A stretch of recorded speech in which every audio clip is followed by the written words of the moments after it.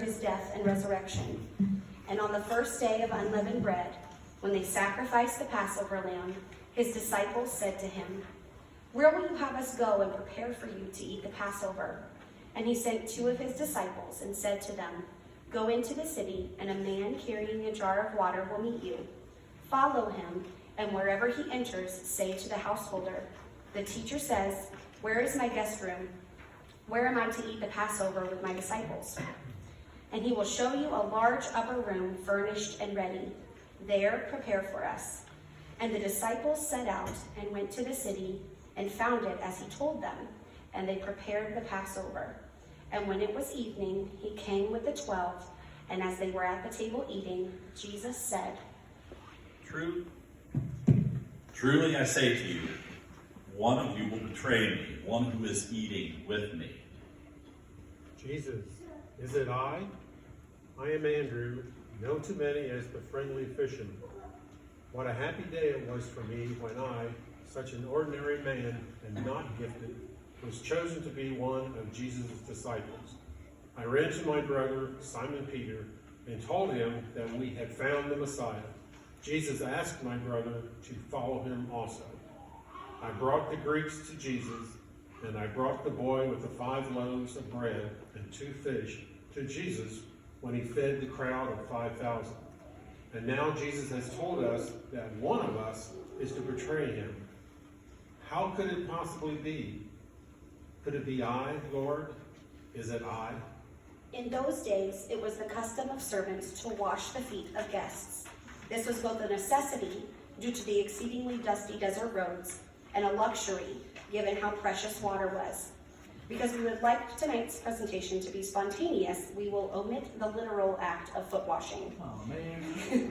It is written that Jesus removed his robe, tied a towel around his waist, poured water into a basin, and washed his disciples' feet.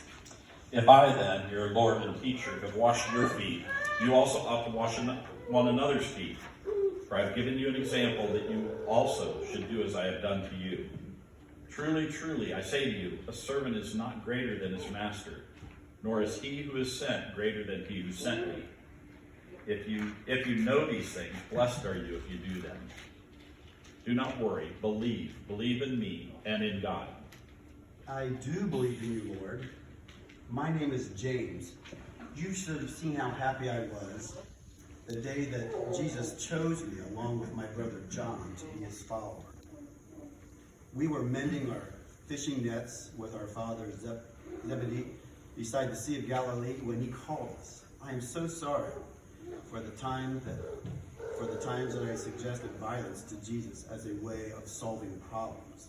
I was too ambitious and temperamental, but I learned from Jesus that God's way is always the way of love.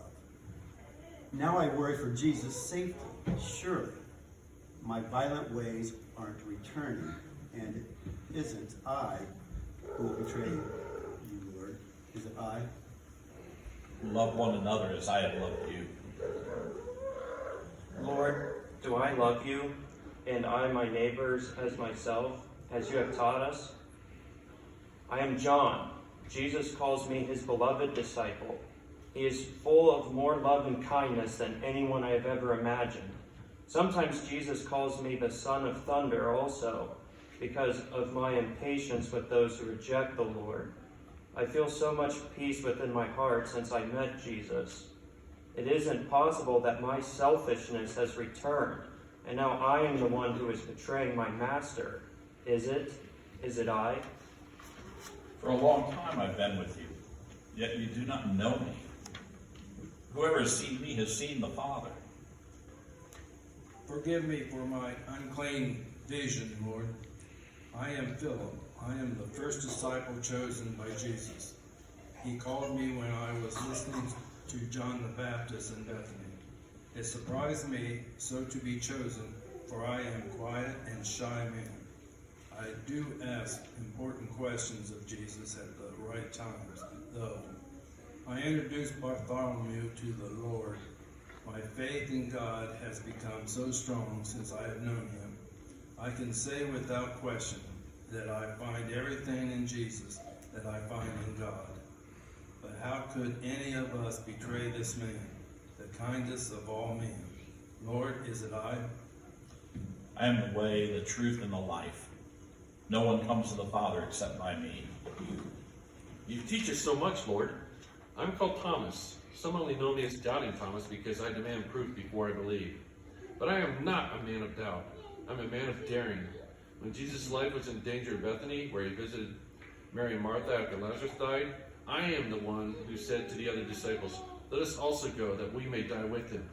I have great faith in Jesus and know that he brings people to God. His enemies cut God down to their own size. That isn't what I'm doing tonight, as Jesus has told us that one of us will betray him, is it? As I search within my heart, I ask, is it I? It is one of the 12 who was dipping bread in the same dish with me. For the Son of Man goes as is written of him, but woe to that man by whom the Son of Man is betrayed. It would have been better for that man if he had not been born. Is it I, teacher? So you say. I am Judas Iscariot from Judea. I have been called a violent revolutionary because I wanted to overthrow the Roman rulers. The others think of me as impatient, stingy, and ambitious. Yet surely they trust me because they made me the treasurer of our group. What of it if I made a deal with the chief priests and now carry 30 pieces of silver that they gave me? Listen to me. I love Jesus. All I want to do is force the hand of Jesus and make him assert himself as the Messiah. Can you blame me for taking the affairs of God into my own hands? And now, how could he know what I've done? Yet he acts as if he knows me. Me, betray my master. Is it I?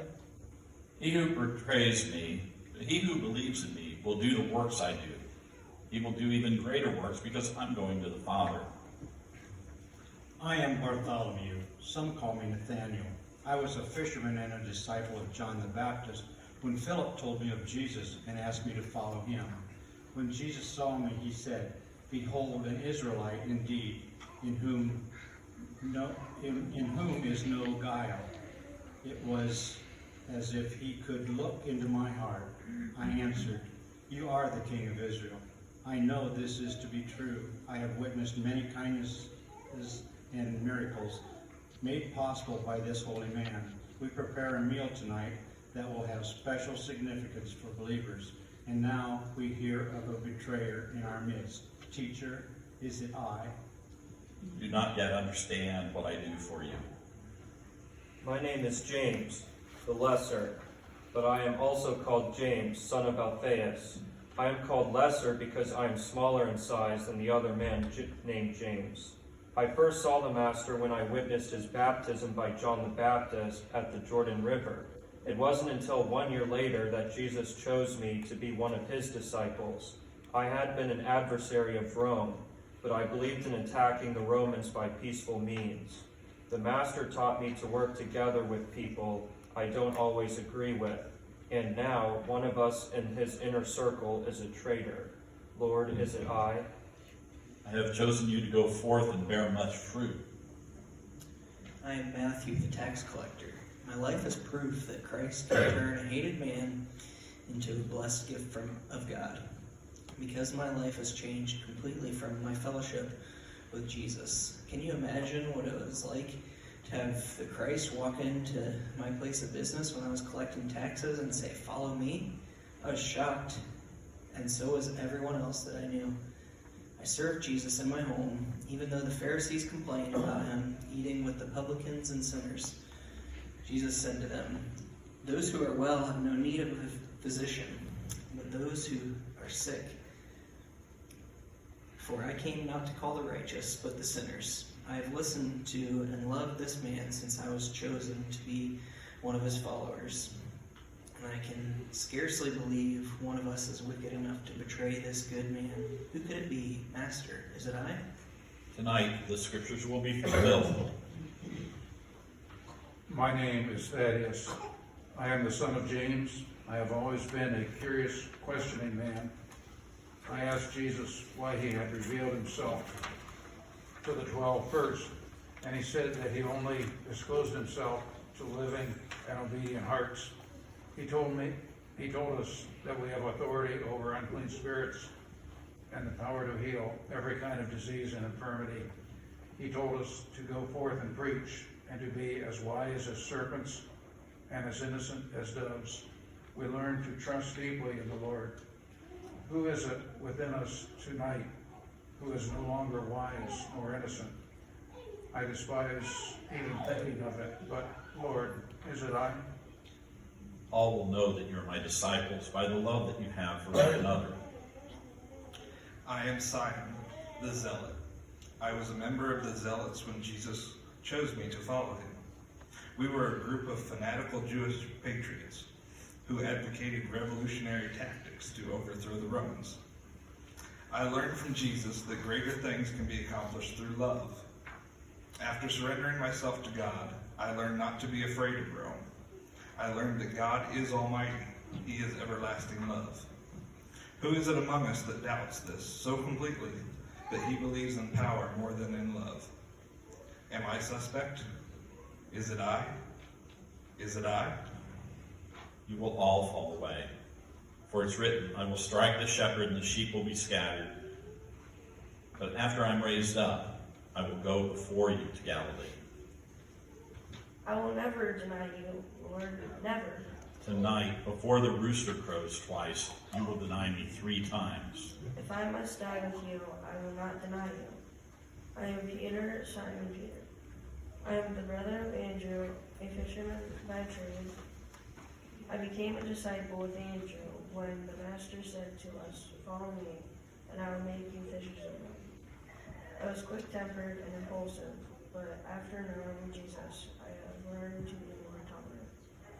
It was I whom Jesus told to put down my nets in the deep for a catch, and I witnessed the miracle of catching so many fish that we had to summon help. I confessed Jesus as the Christ, the Son of the living God. After that, he called me the Rock and said to me, On this rock I will build my church. Could it be I who will betray my Lord tonight? How could it be possible, as much as I love him? Is it I? Is it I? And as they were eating, he took bread and blessed it and broke it and gave it to them and said, Take, this is my body. And he took a cup, and when he had given thanks, he gave it to them, and they all drank of it. And he said to them, This is the blood of the covenant, which is poured out for many. Truly I say to you, I shall not drink again of the fruit of this vine until that day when I drink it new in the kingdom of God.